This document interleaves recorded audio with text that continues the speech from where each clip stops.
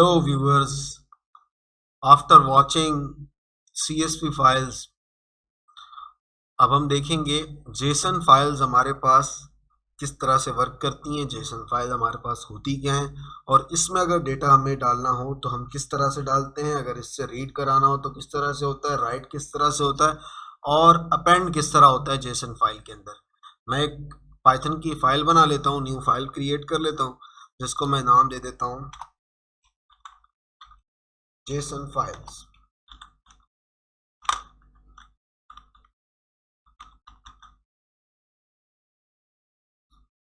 JSON file का मैंने इसको नाम दे दिया। जेसन हमारे पास बेसिकली होती है जावा script object notation.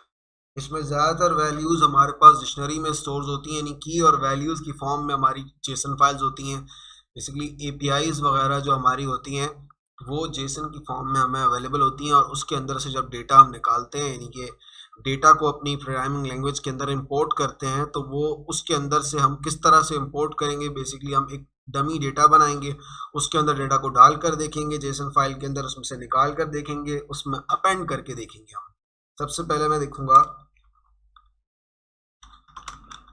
Writing a JSON file. अब हम यहाँ जो है वो राइट करने जा रहे हैं जेसन फाइल को। सबसे पहले इंपोर्ट जेसन, जेसन को हमने इंपोर्ट करवा दिया। अब विद ओपन करके, विद ओपन मैं एक फाइल क्रिएट कर लेता हूं जिसको मैं नाम दे देता हूं जेसन फाइल डॉट जेसन और मैं इसमें मूड सेलेक्ट कर लेता हूं। तो मूड मेरा राइट मूड है, तो मैं W ले लूंगा। उसके बाद एज जे एस एक एक्सटेंशन ले लेते हैं हम जिसके ज़रिए से हम डिक्लेयर करेंगे। अब मैं इसके अंदर लोड करवाना चाह रहा हूँ कुछ, तो मैं जेसन डॉट डंप करूँगा। तो मैं ये डंप करके मैं अपने डेटा को इसके अंदर इंसर्ट करवा सकता हूँ। जैसे कि मैं एक लिस्ट इंसर्ट करवाता हूँ 45, 56, 85, 90, 59, 12। ये एक रैंडम लिस्ट मैंने जनरेट कर ली। इसको मैं अपनी जेसन की फाइल में स्टोर करवा रहा हूँ, JS।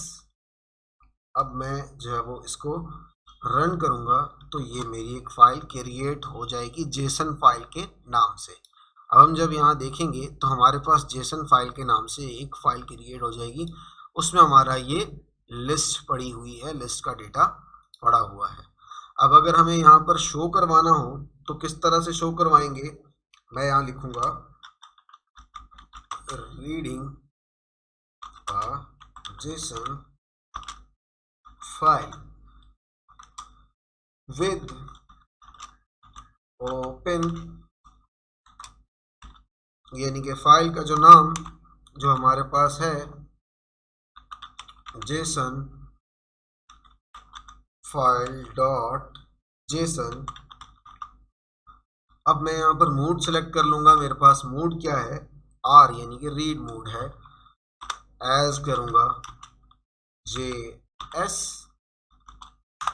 अब मैं इसकी बॉडी के अंदर आ गया। मैं कहूँगा यहाँ पे कंटेंट को कोई भी नाम दे सकते हैं, हम कौन दे सकते हैं, इक्वल टू जेसन, यानी कि जेसन के अंदर से जेसन डॉट लोड करा दो मुझे क्या, जो कि हमारी JS जो एज एक्सटेंशन यूज की हुई है उस फाइल के अंदर है।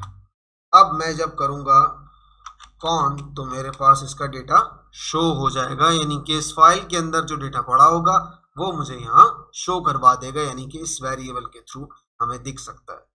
अब हम देखते हैं कि जेसन फाइल के थ्रू अगर हम डिक्शनरी क्रिएट करें तो किस तरह से क्रिएट कर सकते हैं। मैं यहाँ लिखूंगा, एक कमेंट लिख रहा हूँ, यूजिंग डिक्शनरी इन जेसन फाइल। तो मैं यहाँ पे करता हूँ, सबसे पहले एक डिक्शनरी बना लेता हूँ DIC1 के नाम से। उसमें मैं डेटा स्टोर करवा लेता हूँ। सबसे पहले लेता हूँ नेम, डिक्शनरी है तो कॉलन, उसके साथ जो दूसरा नाम है हमारे पास फॉर एग्जांपल अली, कॉमा। अब और डेटा हमारा कौन सा है हमारे पास, नेम,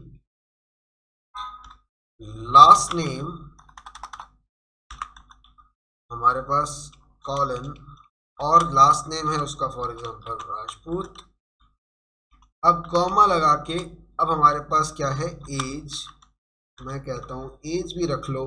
जब एज हमने डाल दी तो as colon as a integer मैं कहता हूँ 21 इसकी एज है। ये एक डिक्शनरी हमारे पास क्रिएट हो गई।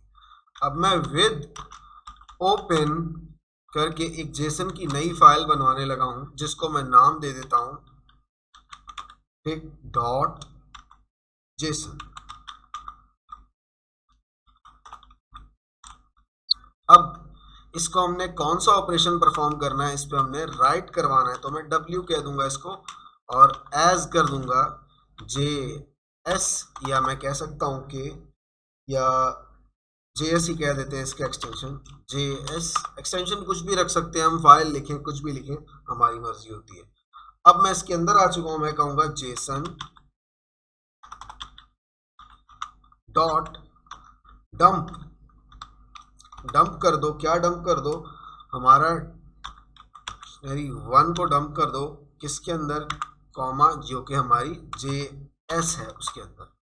अब अगर मैं इसको देखना चाहता हूं तो मैं एज इट इज अगर इसको कहूं विद ओपन, फाइल का नाम DIC डॉट जेसन और कॉमा लगा के R कर देता हूँ, और इसको जो है हम ब्रैकेट्स के अंदर डाल देते हैं, और उसके बाद मैं कहता हूँ एज JS कॉलन, इसके अंदर आ गया मैं।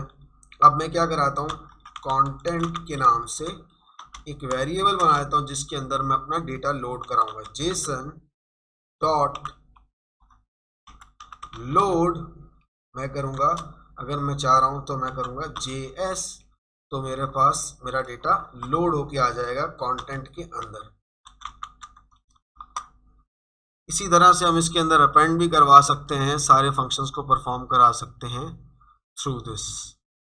ये थी हमारी आज की जेसन फाइल को कि किस तरह से हम इंपोर्ट करेंगे, किस तरह से जो है वो इसके अंदर डेटा डालेंगे, किस तरह से इसको रीड करवाएंगे, किस तरह से डिक्शनरी इसके अंदर डालेंगे फाइल के अंदर, और किस तरह से इसको रीड कराएंगे। Thank you so much for watching this video.